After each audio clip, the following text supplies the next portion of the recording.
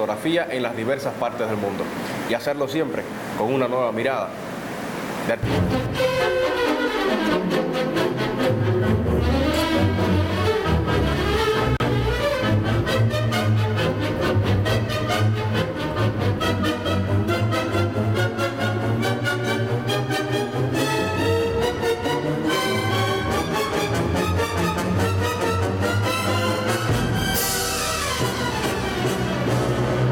Pasada temporada visitamos la Academia de Fotografía Cabrales del Valle y hoy regresamos allí para conversar con estos profesores de Historia del Arte especializados en la fotografía. Sobre los orígenes de esta manifestación artística, conversamos. En Grecia, Aristóteles se preocupaba por la cámara oscura, trataba de captar los eclipses a través de una cámara oscura. Después los árabes, sobre el siglo X-XI, Edad Media, sobre todo uno llamado Alazán, trató mucho de también captar determinadas imágenes a partir de la luz en una cámara oscura. En el Renacimiento, uno de los grandes del Renacimiento, Leonardo da Vinci, hace una descripción perfecta ya de lo que era una cámara oscura.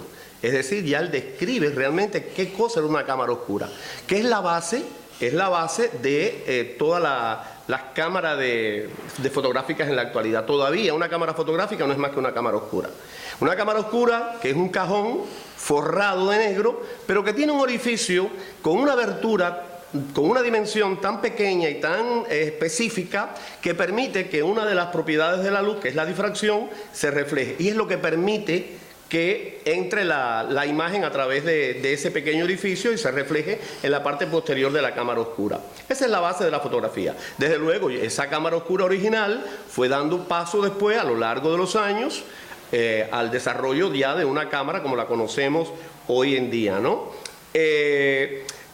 Precisamente durante el Renacimiento y a partir de ahí, muchos grandes pintores utilizaron la cámara oscura para trabajar. Se hicieron cámaras oscuras donde cabía un hombre, se podía introducir dentro de la cámara y como se reflejaba una imagen en la parte posterior, pues se dibujaba la imagen y a partir del dibujo los pintores podían acercarse un poquito más a la realidad como tal. On the wall opposite the hole, you would see projected upside down the very image of what was outside the window.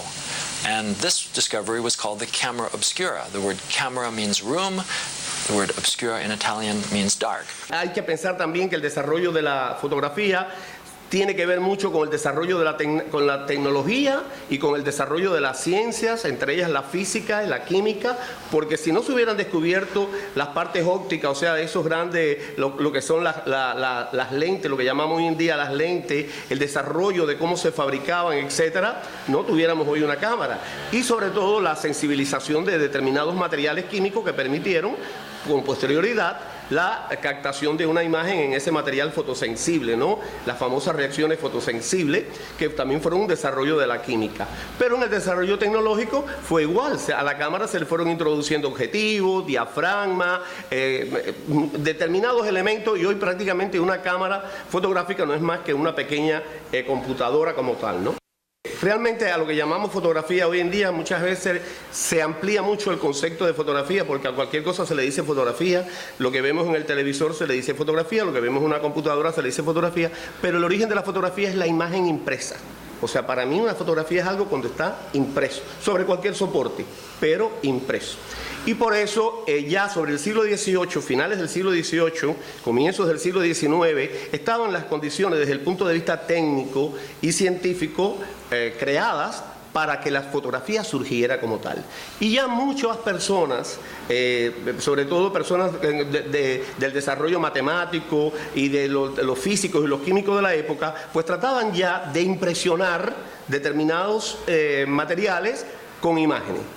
Así, por ejemplo, hay un famoso francés, Nicéphore Niépce, que en su finca de Le Gras, en el centro de Francia, pues experimentaba sobre todo con el grabado. Ya se conocía la litografía y él trataba de hacer sus litografías, pero lo que quería era captar una imagen. Según la historia, dicen que ya sobre 1816 él tenía más o menos el método usado. Utilizaban una cosa que se llamaba betún de Judea para grabar, más o menos, era bastante complicado el trabajo, pero bueno, ya logra hacer esa fotografía Y existe una fotografía que hasta este momento, que se conserva en el Museo de Texas, en un museo en Texas, en Estados Unidos, de 1826, que es una vista desde una ventana desde su finca de Graz. Aunque Roland Barthes es un gran estudioso del mundo de la fotografía, él dice que descubrió, dentro de sus investigaciones, un bodegón, hecho también por Niecks, de 1822. Y aparece, él lo publica, lo tiene guardado. Lo que muchos consideraron la primera fotografía, la vista desde la ventana de su casa de campo. Niepce llamó a este invento heliografía. Poco después de su descubrimiento, él recibió una carta de un desconocido en París, quien para horror de Niepce sabía de sus experimentos. El desconocido quería saber el secreto de Niepce para crear una heliografía y le dijo que él también estaba trabajando en la obtención de fotografías en base a la luz. Niepce temió que robaran sus ideas e investigando acerca del autor de la carta, quien firmaba Daguerre, descubrió que era un respetado crítico de arte. Niepce le contestó de manera cortés, pero no reveló su secreto. Daguerre es un hombre importante en la evolución y desarrollo de la fotografía. Este personaje dio su apellido al primer procedimiento del que se tiene conocimiento, el daguerrotipo. Aunque se conoce, se sabe ya en la actualidad que fue Niecks el verdadero descubridor de la fotografía, todos los méritos en aquel momento se lo llevó Louis-Jacques de Daguerre, que precisamente incluso la primera técnica fotográfica que se conoce es el daguerrotipo, en honor a su apellido, que era un hombre que era pintor, que era decorador de teatro, hacía escenografías, etc. Tenía un espectáculo en París que se llamaba diorama, a partir de cambios de telones, etc., con imágenes.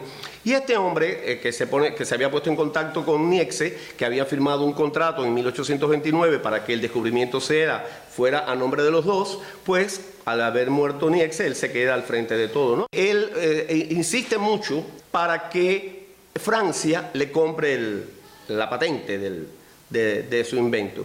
François Arago, que no sé por qué se hicieron muy grandes amigos, que incluso lo ayudó económicamente, le prestó dinero, le dio dinero para el desarrollo del proyecto, presenta el 19 de agosto de 1839, antes la Academia de Ciencias de París y la Academia de Bellas Artes, el descubrimiento de la fotografía. Mira qué interesante, porque la fotografía después tuvo una gran diversidad de criterios, si era técnica o era arte, y sin embargo la fotografía surgió en los dos medios, porque surgió dentro de la Academia de Ciencias y de la de Bellas Artes. Realmente siempre fue arte y siempre fue fotografía. El daguerrotipo se desarrolla mucho, sobre todo en esa década de 1840 a 1850, y básicamente, desde luego, por los tiempos de exposición, hacer un daguerrotipo podía durar entre 15 minutos y 30 minutos, pues obviamente los géneros desarrollados por el daguerrotipo fueron el paisaje, en primer lugar, el bodegón, que es este sistema de elementos dentro de una casa, sobre una mesa, etcétera, de frutas, cosas que no se mueven y se podía retratar. Pero sin embargo, lo más que necesitaba en ese momento la gente y lo que le interesaba a Daguerre era hacer retratos, porque el retrato se podía vender, era un negocio. Y poco a poco pues, fueron introduciendo determinados elementos en las cámaras oscuras y en los materiales fotosensibles para lograr disminuir ese tiempo de exposición tan largo que había para hacer un retrato. Para eso se empiezan a crear estudios, sobre todo en París. Te estoy hablando de 1839, esto fue en agosto, finales del 39 y comienzo del 40, ¿no? Empiezan a desarrollarse estudios que había que hacerse en las azoteas, porque se trabajaba con la luz del día o en lugares con muchos cristales para que entrara la luz. Por ahí está las fotografías del edificio donde Diderot hizo su estudio y los estudios de Nadar, que fueron grandes fotógrafos, que las paredes eran de cristales para que pudiera entrar la luz. A partir de ahí, inmediatamente que el daguerrotipo se desarrolla, empiezan también a desarrollar sobre esa base otras técnicas para facilitar, sobre todo, acortar el tiempo de exposición y buscar otro soporte. Hasta ese momento el soporte era un metal, era muy trabajoso hacer un daguerrotipo, era muy complejo. El daguerrotipo es un positivo que hay que conservar dentro de un estuche porque si no, al tocarlo se deshace, y había que tratar de buscar la conservación de la imagen con más tiempo. Por eso William Henry Fox Talbot, un inglés que había estado trabajando al mismo tiempo que Daguerre, patenta su trabajo que él llamó calotipo. William Talbot retomó las investigaciones que había abandonado 4 años atrás. Él sabía que su método inicial era lento e imperfecto, pero pronto dio con una mejora importante al exponer papel humedecido en vez de papel seco en la cámara por corto tiempo. Él pudo obtener una imagen después del tratamiento con químicos en el papel. El proceso era más rápido y la imagen más nítida. Talbot llamó las fotografías obtenidas con este método calotipos, del griego, hermosas pinturas. Lo importante del descubrimiento del calotipo después del daguerrotipo es que ya el calotipo tiene un negativo que era en papel, pero a partir del cual se podían hacer varias reproducciones. Es decir, de un negativo se podían sacar varias imágenes del mismo. Y esto fue un gran avance en ese momento, ¿no? Este calotipo empezó a ser usado sobre todo por los fotógrafos de la época que se dedicaban a hacer retratos, y otro gran invento del momento fue utilizar por primera vez el soporte de papel, que ha durado hasta nuestros días, por Hippolyte Bayard. Hippolyte Bayard, que fue también un gran... se puede decir que es una de las 4 patas también de lo que hoy conocemos como la mesa que formaría la fotografía moderna. El calotipo realmente ya es un paso muy avanzado dentro de la fotografía, porque ya aparece la imagen sobre papel, aunque la calidad no era tan buena como la del daguerrotipo, pero era mucho más fácil su elaboración. Allá algunos fotógrafos de la época, que además eran pintores como Legray, como Negret, empezaron a utilizar el calotipo. El calotipo se desarrolla sobre todo en la década del 60, o sea, 1860, en esa década. Es importante decir que, por ejemplo, en 1851 aparece la primera asociación de fotógrafos ya de París, que se llamó la Sociedad Heliográfica, y era donde se reunían los fotógrafos. Aparece la primera revista dedicada a la fotografía que se llamó Le Lumière, y que ya empieza a promocionar los estudios fotográficos, las obras de los fotógrafos de la época. O sea que la fotografía surge también desde ese punto de vista con un desarrollo artístico y promocional para que la gente pudiera aprovecharla, ¿no? El escultor inglés Frederick Scott Archer logró un avance tan significativo en la fotografía que muchos dejaron a un lado los daguerrotipos y calotipos para apoyarlo. Archer nombró este método collodion. Realmente el collodion es la base ya de la prehistoria de la fotografía moderna, el collodion húmedo. El collodion era una ventaja porque ya se podía, las imágenes se podía usar papel, pero también se usaban mucho placas de cristal. Y era mucho más fácil el proceso y la calidad era magistral. O sea, había una gran calidad, una gran nitidez en las imágenes que se hacían con collodion. El collodion, que estuvo desarrollado básicamente por un inglés, consistía en mojar el cristal o la base en collodion, que es una sustancia que además era compleja la cosa porque el collodion es un material que lleva determinados elementos químicos que son explosivos y por lo tanto hay que trabajarlo con mucha delicadeza, pero el problema era que había que hacerlo in situ todo, es decir, se mojaba la placa, se tomaba la imagen y se revelaba todo en el lugar. Eso era bastante complejo para la época, ¿no? Dentro del collodion hay incluso desarrollos que utilizaban la clara de huevo, que se le llamó albúmina a ese proceso.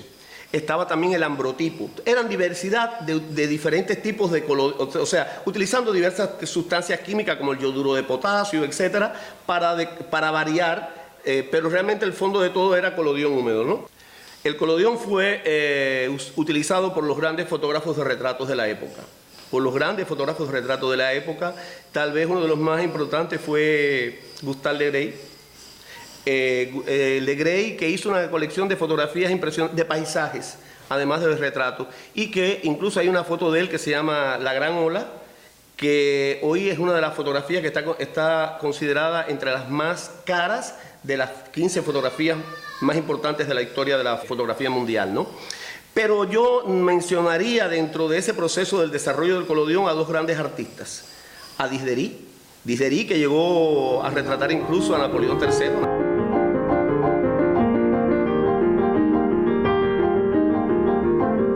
grandes fotógrafos de la época fue Nadar, que era un seudónimo, pero Nadar retrató a los grandes personajes de la época, retrató a artistas como Sara Bernard, retrató a Alejandro Dumas, o sea, retrató a las grandes personalidades de la época. Hubo otros grandes retratistas como Etienne Carriat. Lo interesante de Nadar y de Etienne Carriat es que por primera vez empiezan a hacer lo que hoy en día conocemos en el mundo de la fotografía como retrato psicológico. Es decir, ellos no solamente les interesaba sacar el rostro de la persona, sino también sacar un poco su personalidad, su psicología, su forma de ser a través de la mirada, a través de la pose, a través del movimiento de las manos. Y eso es muy importante porque hoy en día en el mundo de la fotografía se considera un buen retrato a ese retrato que llamamos retrato psicológico. Esta otra gran fotógrafa también en esa época, que bueno, estoy hablando de finales del 19 y ya un poquito principios del siglo XX, que fue Julia Margaret Cameron. Julia Margaret Cameron, que también fue una mujer que retrató mucho la belleza de las personas, o sea, trataba de hacer sus retratos muy posados, muy elegantes, ¿no? Y es la que introduce dentro del mundo de la fotografía y se empieza a estudiar a partir de ahí los estilos, o sea, los estilos que la historia del arte nos había dado ya en el mundo de la pintura. Con Margaret Cameron se dice que ya Margaret Cameron hace fotografía al estilo Rembrandt, retratos Rembrandt. Y a partir de ahí ya los fotógrafos que siguen pues empiezan a utilizar los diversos estilos, aunque desde luego la fotografía siempre estuvo muy unida al impresionismo, porque surge precisamente en la época de Degas, de Renoir, de Monet, de Manet, y se hace mucha fotografía impresionista, pero básicamente por problemas técnicos. Pero a partir de Julia ya los fotógrafos empiezan a utilizar el estilo del arte para aplicarlo a la fotografía. Así ya veremos después como en el siglo XX ya los fotógrafos utilizan, por ejemplo, los elementos vanguardistas para hacer también sus obras de esa época, ¿no? El desarrollo y evolución de la fotografía ha hecho que tome auge y surjan géneros fotográficos y lugares destinados a esta función. Ya mencionamos que básicamente los primeros fueron el paisaje, el bodegón y el retrato.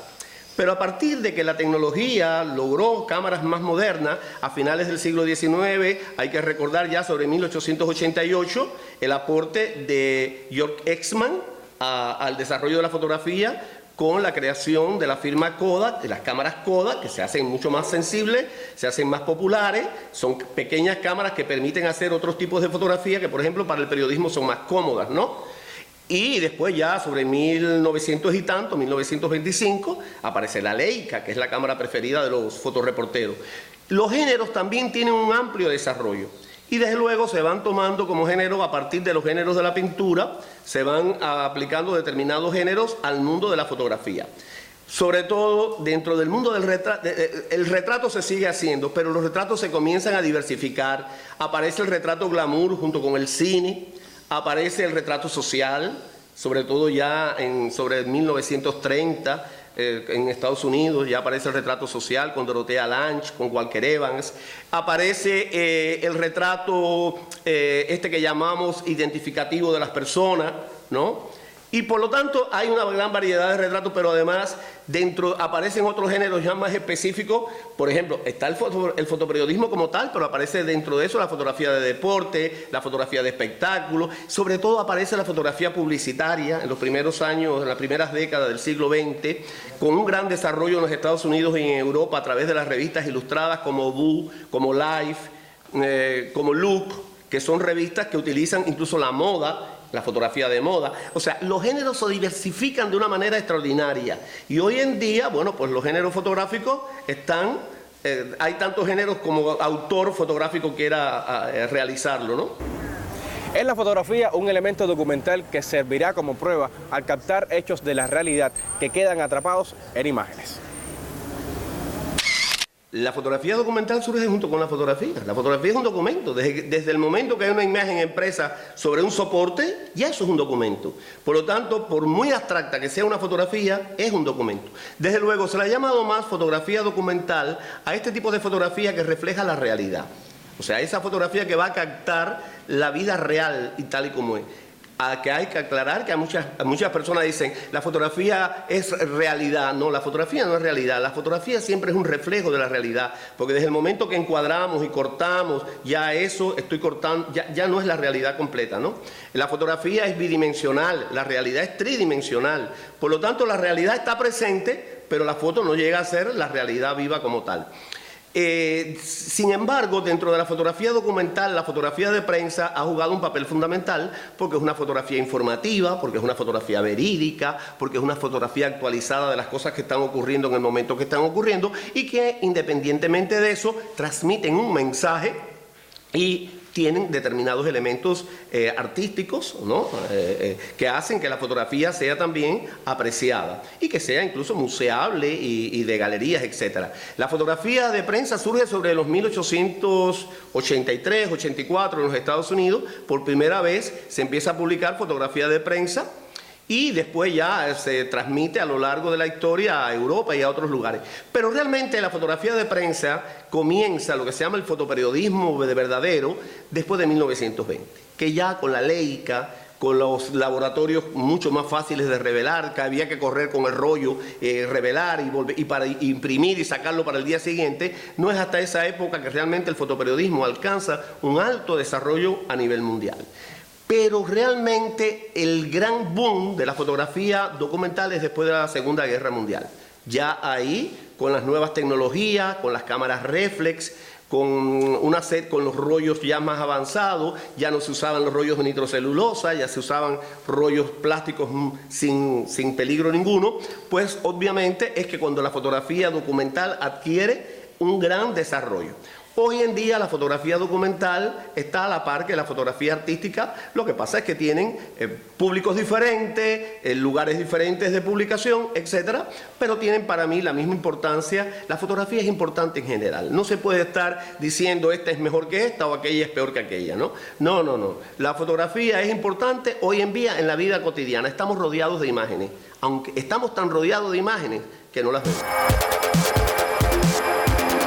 Para hablar de la historia de la fotografía de guerra hay que recordar a uno de los grandes de la fotografía de todos los tiempos, el inglés Roger Fenton, quien enviado por el gobierno de Gran Bretaña documentó una gran parte, posiblemente la mayor parte de la guerra de Crimea. En este caso eran fotografías casi todas posadas, porque los materiales no eran de mucha sensibilidad, por lo tanto había que tomar las imágenes como si estuvieran en acción, pero las personas posando. Es de esa manera como ha llegado a nuestros días casi todas las imágenes fotográficas de todas las guerras en distintos espacios donde hemos podido observar este género.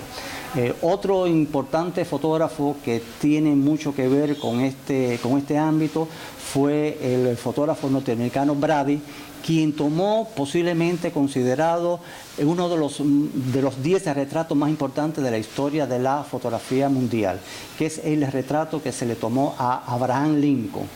Inclusive en un discurso oficial, Abraham Lincoln destacó que a él lo había hecho presidente el fotógrafo Brady, porque a partir de la imagen tan austera que le tomó este fotógrafo, las personas que no lo conocían a él creyeron que ese rostro era el ideal para que dirigiera un país tan poderoso como los Estados Unidos. Pues sí, mucho le ha aportado la fotografía a los saberes. Incluso esta comunicación que sostengo con ustedes le debe también a ella. En su desarrollo técnico, las cámaras han logrado captar el movimiento y se han convertido en secuencias de video, gracias a las cuales hoy podemos encontrarnos. Sin embargo, tenemos otras vías de comunicación que ustedes no pueden desechar. Si desea una comunicación mucho más interactiva que nos permita mejorar nuestras propuestas, escríbanos a Canal Educativo, programa Mirada de Artista, calle P entre 23 y Humboldt, código postal 10400, La Habana, Cuba. O si lo prefieres, a través de nuestra dirección electrónica, cercaniamirada@cedu.icrt.co.